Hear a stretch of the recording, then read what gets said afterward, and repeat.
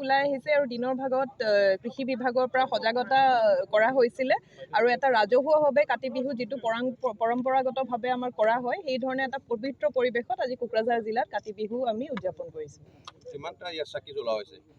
ইয়াতে চাকি আপোনালোকে দেখিছে বহুত শাৰী আছে, more than 100 চাকি জ্বলোৱা হৈছে আৰু তুলসীৰ তলতো কৰা হৈছে আৰু যিটো আকাশবন্তি বুলি কয় সেইটোৰো এটা চেষ্টা আমাৰ কৰা হৈছে যে আকাশবন্তি জ্বলোৱাৰ বাবে।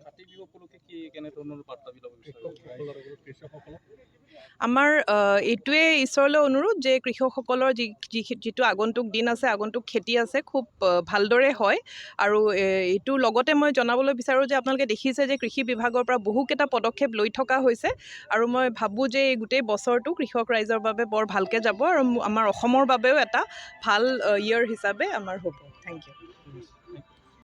আমাৰ একচুৱেলি সেইটো ট্ৰেডিশ্যনেল ছিষ্টেম প্ৰত্যেক ঘৰতে একচুৱেলি কাতি বিহুটো পালন কৰা হয় আগে পিছে এনেকৈ, কিন্তু এইবাৰ মানে আমাক চৰকাৰে নিৰ্দেশ দিলে সেইটো মানে ৰাজহুৱাভাৱে কৰিব লাগে। তো সেইটো মতে আমি এটা মানে সজাগতা আহি পালে আমি এটা শিবিৰ ইয়াতে মানে সেইটো হৈ গ'ল।